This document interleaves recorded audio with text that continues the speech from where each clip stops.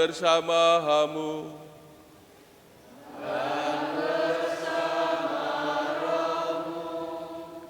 Inilah Injil suci menurut Lukas.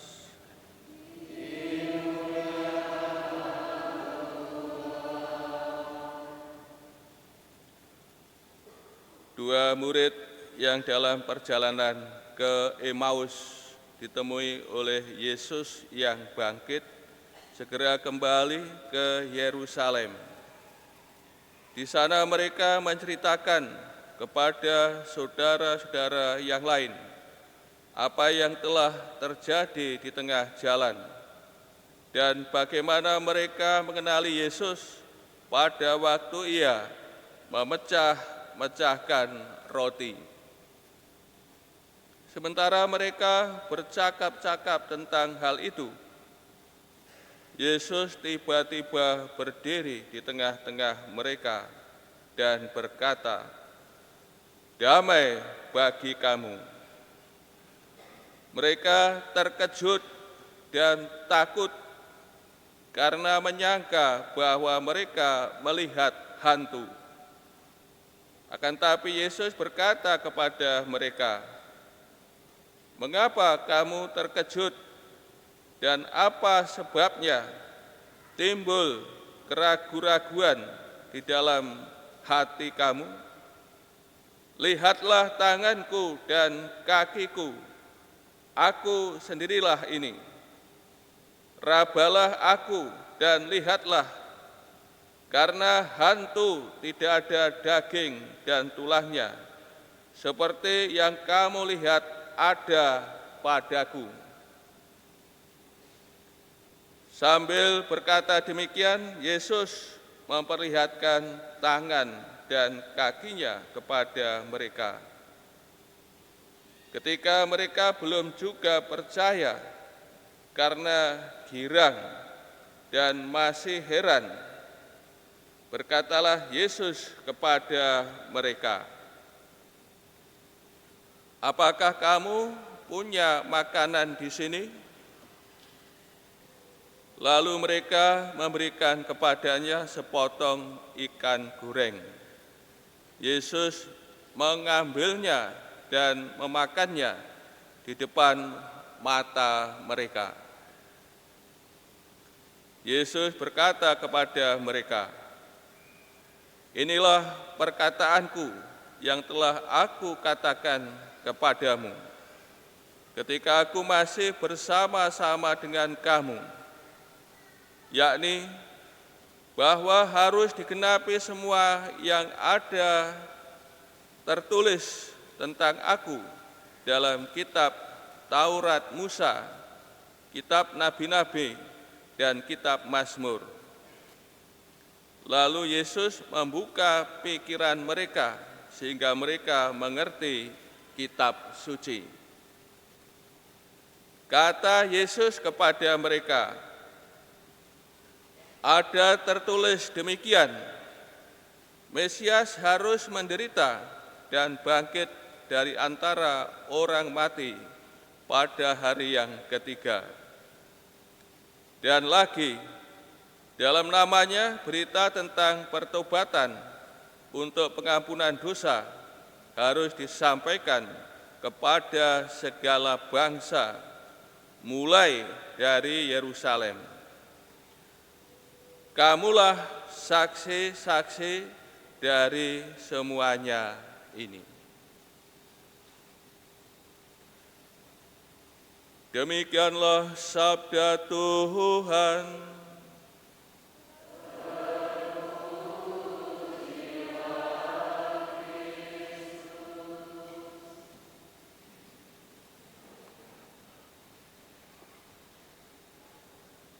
Saudara-saudari yang terkasih, kita mendengarkan kisah penampakan Tuhan Yesus kepada semua murid-Nya, tidak hanya kepada 11 murid, namun juga murid yang lain. Salah satunya murid yang pulang ke Emmaus ketika mendapat penampakan Tuhan, mereka kembali ke Yerusalem. Dan ketika mereka membicarakan, mempercakapkan tentang penampakan Tuhan, Tuhan datang di tengah-tengah mereka dengan bersabda, damai bagi kamu. Damai yang disabdakan Tuhan Yesus ini memenuhi apa yang dijanjikan Tuhan Yesus sejak permulaan Injil Lukas. Soal damai ini sudah disampaikan, maka di sini Tuhan Yesus memenuhi janjinya memberi damai kepada para murid, damai dari Allah. Para murid tidak langsung mengenalinya. Mereka masih butuh bantuan tanda dan keterangan dari Tuhan Yesus Kristus sendiri.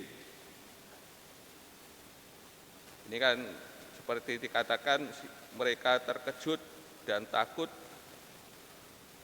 menyangka yang datang adalah hantu. Mereka melihat hantu. Menandakan bahwa para murid tidak segera mengenalinya. Yang datang adalah gurunya, Tuhan yang bangkit. Kemudian Presiden kasih Tuhan Yesus menyapa mereka, mengapa kamu terkejut dan apa sebabnya timbul keraguan-raguan di dalam hati kamu. Tuhan Yesus memperlihatkan tangan kaki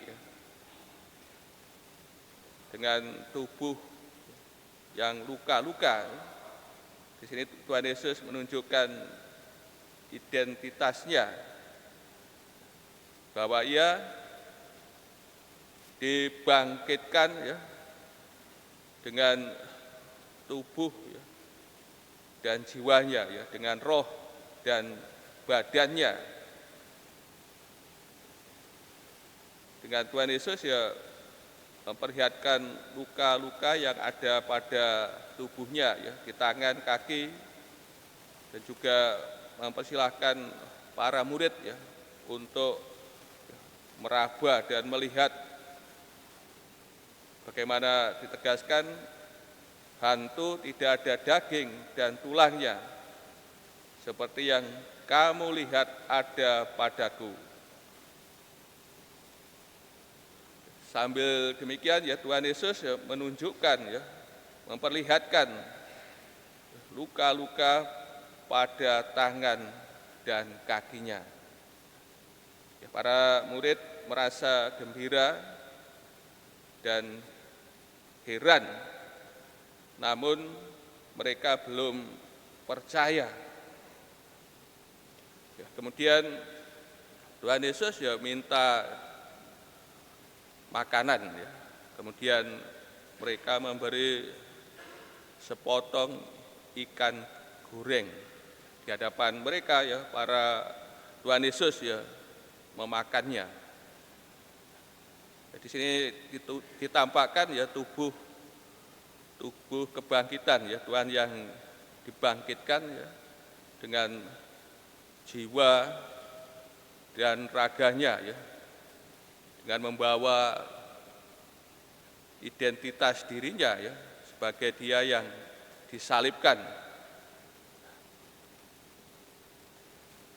Dan tentu alam apa yang disampaikan Tuhan ini berbeda dengan alam pikiran Yunani, bahwa yang abadi adalah jiwa atau roh, sedangkan badan dengan pisah dengan roh dan jiwa menjadi binasa. Saudara-saudari kasih, Kemudian Tuhan Yesus membuka pikiran para murid ya, tentang ya, kitab suci. Ya. Tuhan Yesus mengingatkan nubuat yang telah disampaikan Tuhan Yesus ketika berada di Galilea. Dan apa yang dinubuatkan itu ya sama dengan apa yang dibicarakan dalam Taurat ya, dalam para nabi dan mazmur tentang dirinya, dan semuanya itu ya telah ya tergenapi bahwa Mesias harus menderita dan bangkit pada hari ketiga. Dan sekarang sabda itu ya telah ya digenapinya, bahwa Tuhan yang telah ya wafat sekarang menampakkan diri ya, di hadapan mereka. Dan para murid ya, pikiran mereka ya terbuka ya. Saudara yang kasih ya, Tuhan Yesus tidak hanya ya, menjelaskan tentang dirinya Mesias yang menderita dan bangkit, namun juga menjelaskan misi yang harus diemban para muridnya ya, ke depan. Dan lagi dalam namanya berita tentang pertobatan untuk pengampunan dosa harus disampaikan kepada segala bangsa, ya, mulai dari Yerusalem. Ini berita pertobatan dan pengampunan dosa. Ini harus diberitakan mulai dari Yerusalem. Yerusalem, penduduk Yerusalem ini mendapat belas kasih ya, dari Tuhan Yesus. Mereka yang telah ya, menolak, ya, membunuh, ya, menyalibkan, mereka mendapat kemurahan. Penduduk Yerusalem diajak untuk meninjau kembali ya, keputusan mereka yang telah menolak Tuhan Yesus. Mereka diajak untuk bertobat sehingga mereka mendapat pengampunan dosa. Ini warta pertobatan dan pengampunan dosa ya. Ini dimulai dari Yerusalem, ya, penduduk Yerusalem yang telah ya membunuh, menyalibkan Tuhan Yesus ya, mendapat belas kasihan dari Tuhan. Saudara yang kasih, melalui sabda Tuhan ini Lukas ya memperkenalkan akan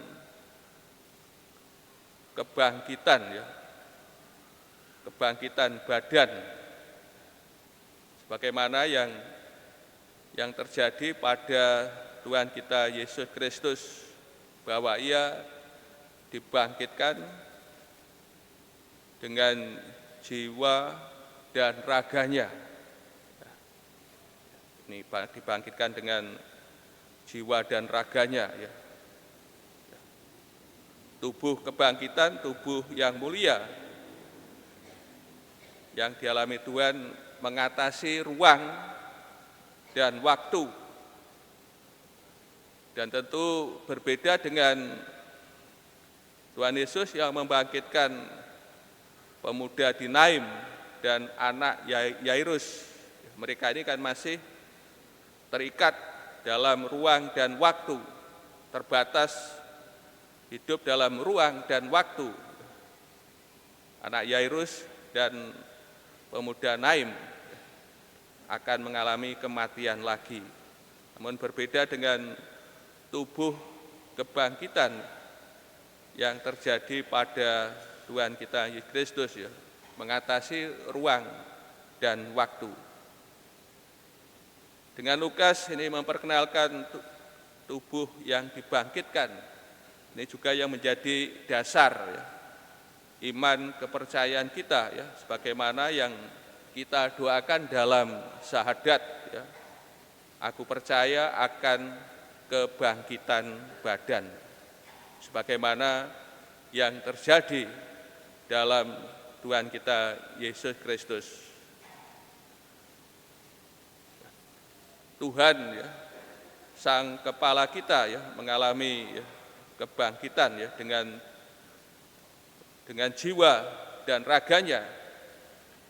Demikian juga yang menjadi iman kepercayaan kita, kita pun juga akan mengalami hal yang sama seperti yang dialami oleh Kepala kita ya, Yesus Kristus.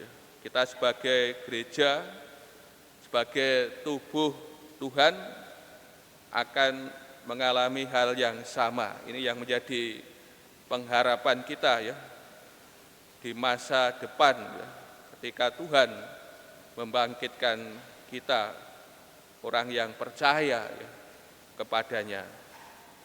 Maka tentu hal ini menjadi ya, pengharapan ya bagi kita senantiasa menaruh kepercayaan, harapan kita ya kepada Tuhan Yesus, Sang Kepala kita ya, Kepala gereja yang telah mengalami kemuliaan jiwa dan badannya.